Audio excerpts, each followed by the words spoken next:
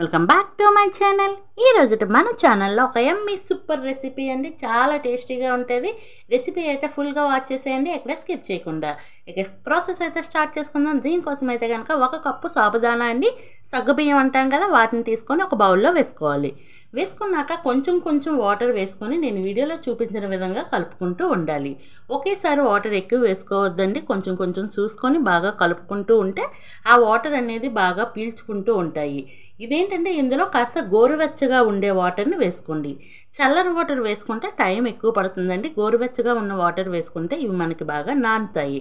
ఇలా అన్నింటిని వాటర్ వేసేసి మొత్తం ఒకసారి బాగా కలిపేసుకున్న తర్వాత దీన్ని అయితే కనుక ఒక 15 minutes to half an hour అయితే కనుక రెస్ట్ ఇచ్చేయాలి. అలాగే ఈలోపు మీకు చిన్న రిక్వెస్ట్ అండి, మన ఛానల్ ఇంతవరకు ఎవరైనా సబ్స్క్రైబ్ చేయకపోతే ప్లీజ్ అండి సబ్స్క్రైబ్ చేయండి. వీడియో నచ్చితే లైక్ చేయండి, మీ ఫ్రెండ్స్ అండ్ ఫ్యామిలీ మెంబర్స్కి షేర్ చేయండి. అలాగే ఈ లోపు అయితే కనుక హాఫ్ అన్ అవర్ అయిపోయిందండి. హాఫ్ అన్ అవర్ తర్వాత చూపిస్తే చూడండి, మనం వేసే వాటర్ అంతా బాగా పీల్చుకొని కాస్త గట్టి పడింది కదా.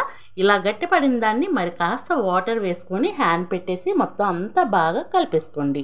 మనకి ఇది బాగా నాని ఉంటుంది కాబట్టి ఇప్పుడు మొత్తం గట్టిగా అవుతుంది. ఇలా గట్టిగా అయ్యిందాన్ని మళ్ళీ అవసరం అనుకుంటే కాస్త వాటర్ వేసుకొని పేస్ట్ లాగా అయితే కనుక రెడీ చేసుకోవాలి. ఆల్రెడీ నాని ఉంటుంది కాబట్టి మనకి ఇది బాగా పేస్ట్ లాగా అయితే రెడీ అవుతుందండి. అక్కడక్కడ సగ్గుబియ్యం తగులుతూ ఉంటాయి, అలాగే నానిన దాన్ని పేస్ట్ అవుతూ ఉంటాయి. చూస్తున్నారు కదా, ఈ విధంగా కలిపేసి పక్కన పెట్టేయండి. నెక్స్ట్ అయితే ఇడ్లీ పాత్ర తీసుకొని 1 కప్పు తీసుకోండి. అందులో కాస్త నెయ్యిని అయితే వేసేసి ఇలా గ్రీస్ చేసుకోండి. నెయ్యి అయినా పర్వాలేదు, ఆయిల్ అయినా పర్వాలేదండి. నెయ్యి అయితే కనుక మంచి స్మెల్ వస్తుంది, బాగుంటుంది టేస్ట్ కూడా.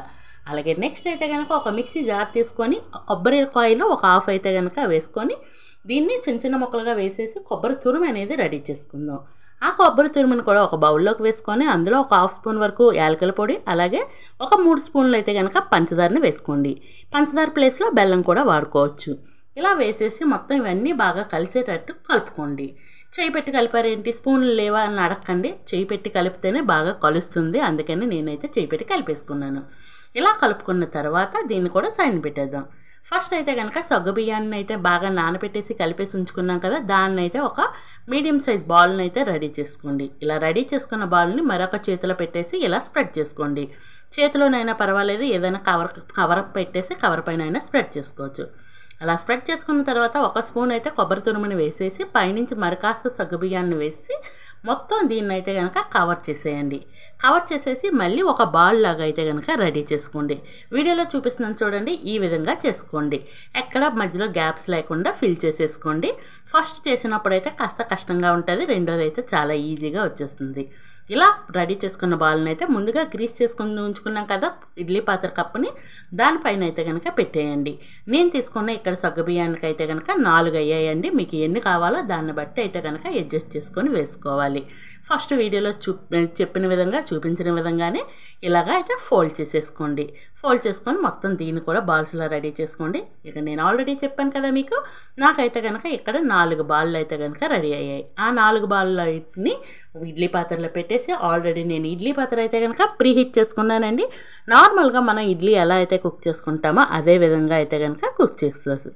ఇలా రెడీ చేసుకున్న దాన్ని ఇడ్లీ పాత్రలో పెట్టేద్దాం. ఇడ్లీ పాత్రలో పెట్టేసి మీడియం ఫ్లేమ్లో పెట్టేసి ఒక 10 to 15 మినిట్స్ అయితే కనుక కుక్ చేసుకుంటే మనకి సగ్గుబియ్యం అనేది బాగా కుక్ అయిపోతుందండి. ఆల్రెడీ నాని ఉంది కాబట్టి చాలా ఈజీగానే కుక్ అయిపోతుంది.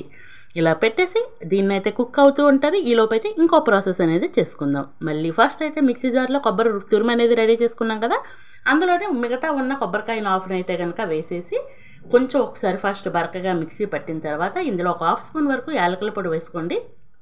అలాగే కొంచెం వాటర్ వేసుకొని దీంట్లో నుంచి మనము కొబ్బరి పాలు అనేది తీసుకుందాం. ఇందాక ఫస్ట్ చెప్పాను కదా యాలకుల పొడిని ఇప్పుడు వేస్తున్నాను. అలాగే ఇందులో అయితే 1 స్పూన్ నుంచి 2 స్పూన్లు అయితే పంచదారని కానీ బెల్లాన్ని కానీ యాడ్ చేసుకోండి. వేసుకొని వీటిని మళ్ళీ మిక్సీ పెట్టేసుకుంటే మనకి కొబ్బరి పాలు అనేది రెడీ అవుతుంది. దీనికి ఏదైనా ఒక టీ స్ట్రైనర్ కానీ ఏదైనా స్ట్రైనర్ ఉంటే కనుక అందులో వేసేసి పాలన్నింటినీ ఇలా పిండేసి తీసుకోండి. మరి ఎక్కువ వాటర్ వేసేసి పాలు తీసుకోవద్దండి, అప్పుడు ఏంటంటే కొబ్బరి పాలు అనేది అంత రుచిగా ఉండదు. అలాగే పంచదార వేయకపోయినా కానీ టేస్ట్ అయితే అంత బాగుండదు. నెక్స్ట్ అయితే మీకు ఇంకోటి చెప్పాలనుకున్నానండి, క్లిప్ అక్కడ మిస్ అయ్యింది. సాబుదానా సగ్గుబియ్యం కలుపుకున్నప్పుడు కాస్త ఒక చిటికెడు సాల్ట్ వేసుకున్నాను. ఆ సాల్ట్ వేసుకోవడం మాత్రం స్కిప్ చేయకండి. నేను వేసినప్పుడు అయితే క్లిప్ ఆల్రెడీ వీడియో ఆన్ చేశాను అనుకున్నాను, కానీ ఆన్ చేయలేదు. అందుకే ఆ క్లిప్ అయితే మిస్ అయిందండి. Sorry to say. అప్పుడు మీరైతే కనుక సాల్ట్ అది కలిపినప్పుడు కాస్త సాల్ట్ అనేది వేసుకొని కుక్ చేసుకోండి. ఈలోపే మనకి బాగా కుక్ అయిపోయింది. చూడండి ఎంత ట్రాన్స్పరెంట్గా కనిపిస్తుంది కదా, అంటే బాగా కుక్ అయ్యాయి అని అర్థం.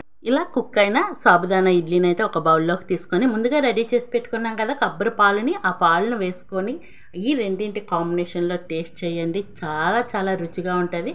ఒకసారి అయితే కనుక ట్రై చేసినాక రెసిపీ ఎలా వచ్చిందో కామెంట్ బాక్స్ ద్వారా తెలియజేయండి. Thank you for watching.